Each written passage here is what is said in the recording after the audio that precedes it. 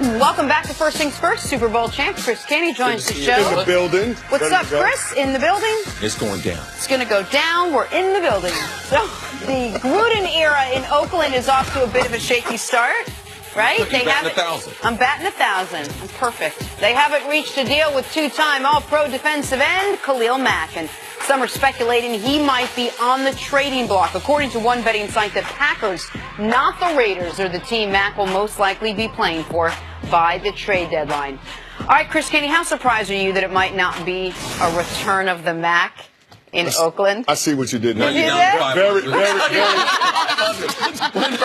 see what you did there. Just stay right there. You're still in the Hall of Fame. Stay right there. The corny is about right here, right there. I was very excited about that one. No, but I'm really surprised that the Raiders are thinking about making this move. It just, you know, from a football standpoint, doesn't make any sense. I mean, you took the guy in the 2014 NFL draft in the top 5. If you draft an edge player in the top 5, you hope at go to school. Buffalo. Yeah, Buffalo. I mean, it's not like he's from Football Factory, so this small school produced a big-time player, never had ever done that, and he developed into best case scenario. He's an all-pro edge player. I mean, he made the all-pro team as a defensive end and an outside linebacker. So whether you want to put his hand in the dirt or whether you want to stand him up, he can get after the quarterback. He is a game changer. So the fact that you took him there and you actually hit on that pick, and now when it comes time to work out a contract extension, you're thinking about paying him, it just doesn't make any sense. Why? He's got double the amount of sacks as the first pick in that draft is Davion Clowney. So I mean, it's mind-boggling. Now, wow. I know that. And I know Houston feels a lot better about Clowney than they do. Wow, But here's my thing, and I heard that there are some moving parts with this Oakland Raiders situation because the organization is in a little bit of flux. They got the relocation to Las Vegas. They got to pay relocation fees. Then they got the contract extensions they worked out with Derek Carr and Gabe Jackson. So they gave their head coach $100 million. Exactly. So, I mean, when you start talking about the guarantees that are going to be in Khalil Mack's contract, it's going to be over what Von Miller got for practical guarantees. He got $70 million in practical guarantees. So whatever Khalil Mack does, it's going to eclipse that. And people are saying, and Paul Gutierrez, beat writer for the Oakland Raiders, he does a great job. He was suggesting that situation in and of itself might make it the reason why the Raiders have to move on from Khalil Mack. I just don't think from an X's and O's standpoint, you can't afford to do this. You got to figure out how to make it work. This is insanity. I mean, the whole point of drafting in the top 10 is to hope you get a guy almost as good as Khalil Mack. You said earlier, see, in this league, take quarterbacks out of it. Who are the most important guys? It's either pass rusher, shutdown corner.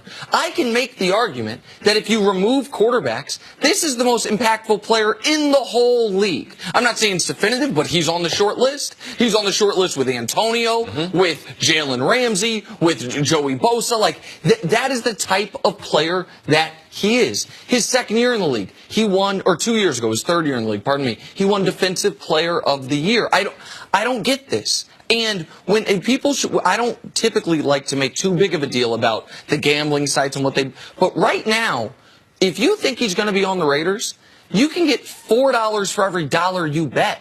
They say there's only a 25% chance he stays on the Raiders. Like, what are you doing? I don't especially when you look at the rest of their team. They brought in Jordy Nelson because they think they can compete right now. They have Derek Carr. They think they can compete right now. Their biggest weakness is defense. Aside from Khalil Mack, who on that defense is a guy you look at and say, oh, he's a sure thing. Not nobody. I don't understand this. If they're treating it as if Khalil Mack, you got all these off the field issues. You don't know if he's going to be suspended. You don't know if he's going to be arrested. He's played in 64 of 64 games, highly productive. I don't understand what's going on. Well, the only logical explanation is the money, and this is a cash-poor organization. Nick, you pointed out as far as the ownership and their lack of cash flow that they're going to struggle with, potentially until they get that new stadium built there in Las Vegas. But my concern is the same concern when the Rams decided they were going to leave St. Louis and go into the market of Los Angeles. The Raiders are leaving Oakland and going to Vegas. How are they going to sell that football team? Because they do have a quarterback, but he is not one of the marquee names. Khalil Mack is a bigger name around the NFL in a drawing card than their quarterback. Amari Cooper is not a drawing card. So when you're trying to sell this to the people of Vegas, as far as what are your entertainment options, you need that guy.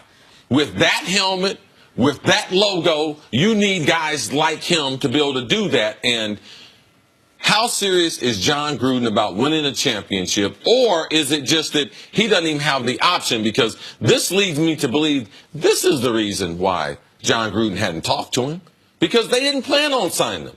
They realized early on they couldn't afford it. The numbers and guarantees around $80 million. We're not going to be able to afford it. So there's no need for me to build a relationship. Now, that would make sense to me. Or is there, to that point, is there a little bit of a power struggle between maybe Gruden and Khalil Mack? Mack didn't want to come right back in. All of a sudden, Gruden is just showing that he's going to sort of dictate. No, this has nothing to do with that. It has nothing to do because it's all money. It's all money. And from the beginning, John Gruden never even reached out to him because John Gruden probably heard through their general manager that we're not going to be able to sign him. So there's no need for you to have a relationship. That's not fair to put on John at this stage. No, it's not. It's not on John Gruden. This is on ownership in the front office. They've got to figure out how to make it work. I just think when you take an edge player with that type of draft capital and he pans out, you do whatever it takes to try to keep this guy around. You get creative. You find a way to make it work. But clearly the Raiders organization, they're going to move in a different direction. And from what it sounds like right now,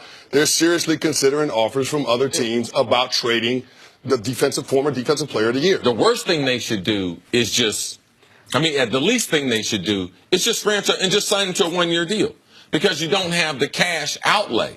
You know but then he's on his fifth-year option. He won't show up. That's the problem. The problem is that they're a year away from being able to franchise him. Like, he's on the fifth-year option. He's the same draft class as Odell. Like, we've seen Aaron Donald, this amazing draft class. And so the teams. Yeah, what I'm trying to say is, if they don't want to sign him long term, what is the downside to not the big cash outlay? What's wrong with that right there? I just think he's not going to show up. I think his stance is I'll sit out the 9 games, or 10 games until the season, the maximum allowable games till seasonal toll, and then see what happens.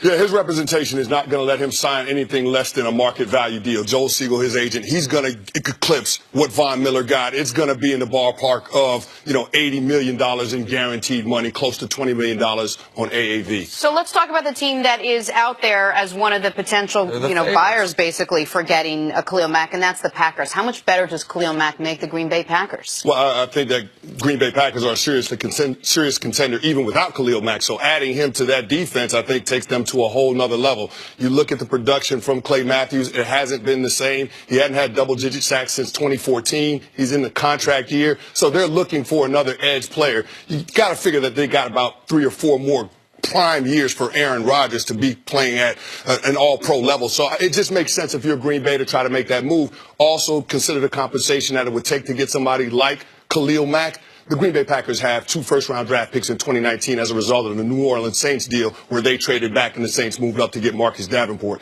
So it makes sense if you're going to try to make a move for Khalil Mack. The Green Bay Packers, Reggie McKenzie came out of that front office, so there's a relationship there. So, and they'll have the cap space to be able to sign him. So whatever happens with Khalil Mack, whatever team trades for him, a part of working out that trade is working out the contract extension for Khalil Mack. They've got to have a deal in place and know because of the compensation that they're giving up that they're going to have that guy around for longer than just one season. And because the Packers are publicly owned, you can read about how much money they have. It's been well documented. Man, they're making money. They're printing money in Green Bay with the stadium, everything they have. So it's strange. The Oakland Raiders, they can't afford marquee players, but the only team that we have that's publicly owned, they can afford them. If the Packers were to add Khalil Mack, he would be the best defensive player that's been on Aaron Rodgers' team since Charles Woodson, the year Woodson won Defensive Player of the Year. He would be the best Packers player since the great Reggie White, who changed that culture and led them to a Super Bowl. Right. When they've had a true star defensive player to go along with either Favre or Rodgers, they won Super Bowl. Yeah. They even look at Julius Pepper when he came over. He gave that defense a huge boost. And so it would be for a team that's already, because of Rodgers, on the short list of Super Bowl favorites, it changes the math for everybody because he's the best front 7 guy they would have had since Reggie White. All right, Chris Kenny, stick around. Coming up, which Hall of Fame running back is Zeke trying to mimic next season? That's next on First Things First. His birthday is February